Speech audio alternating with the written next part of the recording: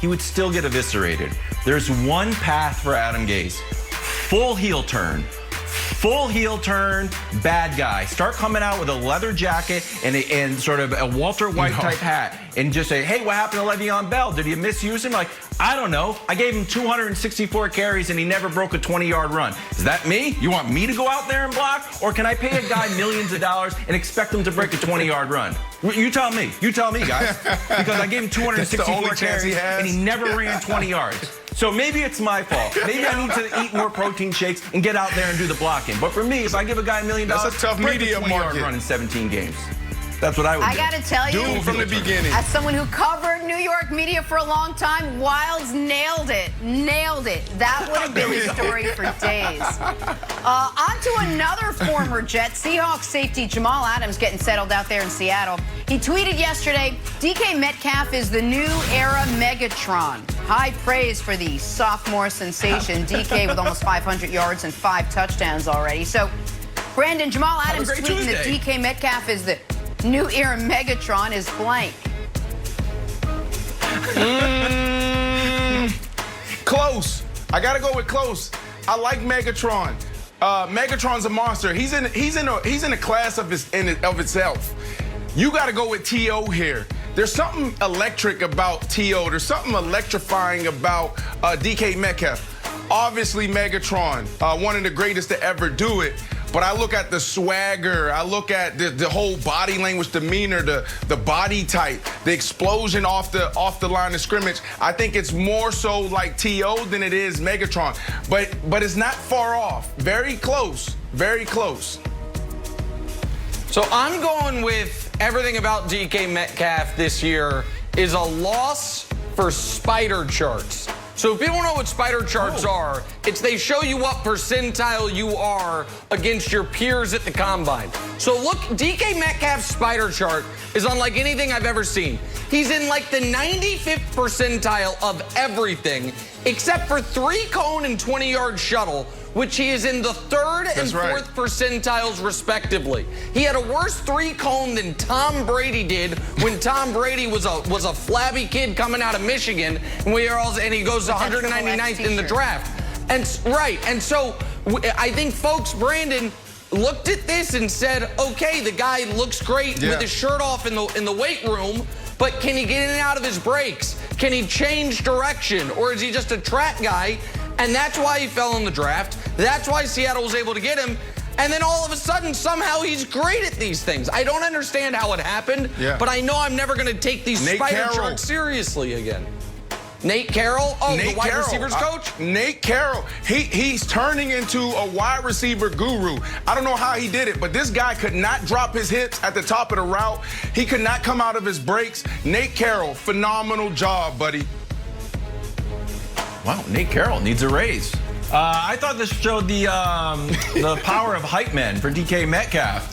You could just go on and say, oh no, not for Jamal Adams as DK Metcalf's hype man. You can go on and say anything, and then we have to talk about it. Hey, he's a new Megatron. Like, all right, let's crunch the numbers. Just like, hey, Russell Wilson's better than Tom Brady. Like, all right, let's figure it out. Pete Carroll's better than Bill Belichick. It's very valuable to have a hype man in the NFL. You can just put stuff out, and then if people come to you like, hey, did you say you were the new Megatron? Like, no, not me. My guy was saying it. It's great teammate, great teamwork from Jamal Adams. Great job. Not just the NFL. We need hype people here on TV. Let's talk undefeated teams. 4 squads remain perfect thus far.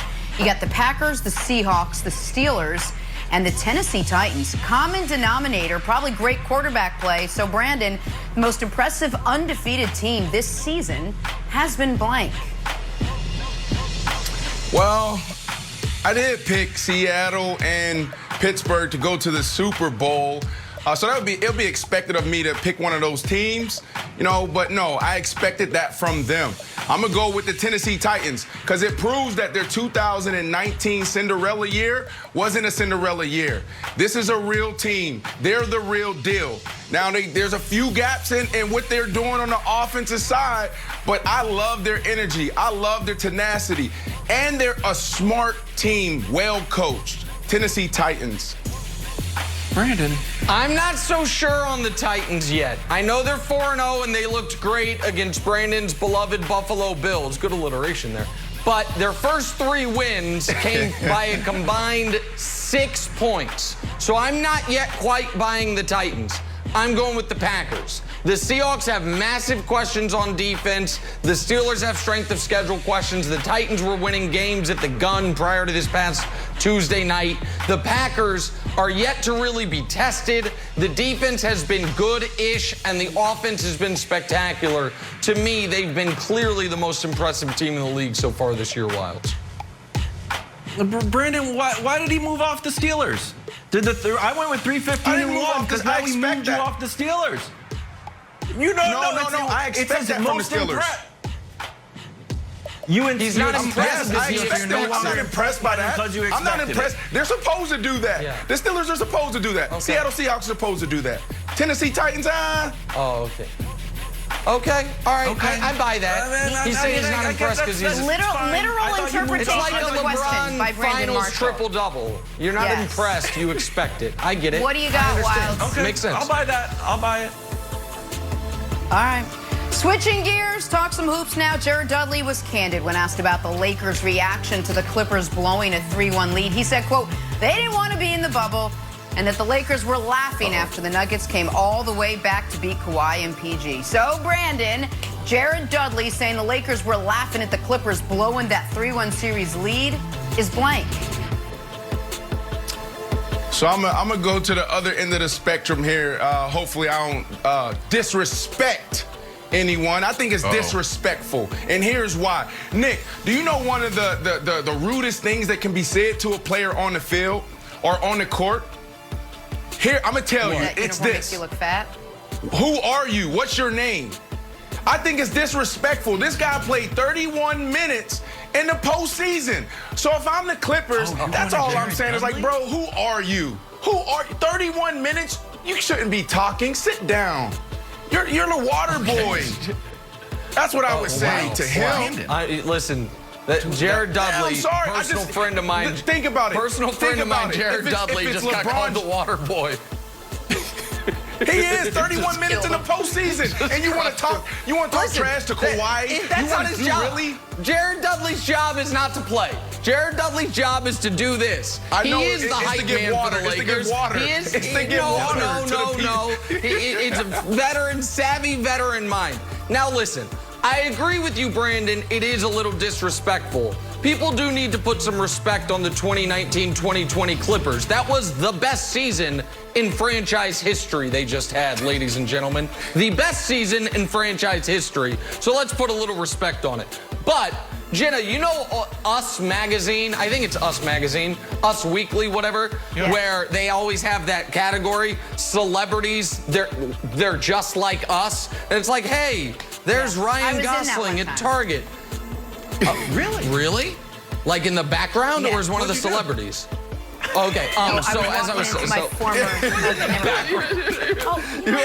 you were like in somebody's picture. All right, but I say to say this. It's relatable.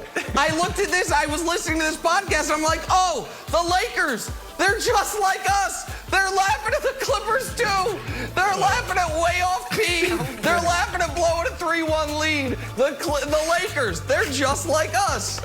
Is that Jenna Wolfe in that picture behind Sarah Michelle Gellar? Jenna is famous. Jenna is a celebrity. It's a famous person.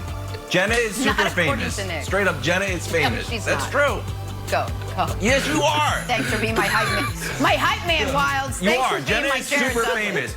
Go, honestly, talk to people. Jenna is super famous. Say, oh, it's a show with Jenna Wolfe. Some say, I don't think Nick's right. I hate to break it to you. You know what they always say? Oh, Wilds, I'm sorry. You know what they always say about the most famous people? Go ask someone, and I tell you they're famous. That's usually how it works. I'm telling you right now. Jenna's famous. If you don't take my word for it, okay, sure. Go ahead. As you were. As you were. Anyways. Go. Well, you want to hear my story? Jenna's famous. Anyways. The marketing backfire for New Balance. Jared Dudley said Kawhi with the commercials and the crown on the keychain, and we're seeing the billboards. Poor New Balance basketball got the assignment to make New Balance basketball a thing. They outdid themselves and end up getting Kawhi bounced from the bubble. The Lakers, even if they got through and played the Lakers would have crushed them. So great job, New Balance, but take it down a notch. You didn't want the smoke, as the kids say. There you go. And Gemma's face. Celebrities just like us. And I was walking into the building and I was carrying a bunch of stuff. I'll show you. Tom Brady and Aaron Rodgers will face off Sunday afternoon. I framed it. Now I feel stupid for framing it. Who do you think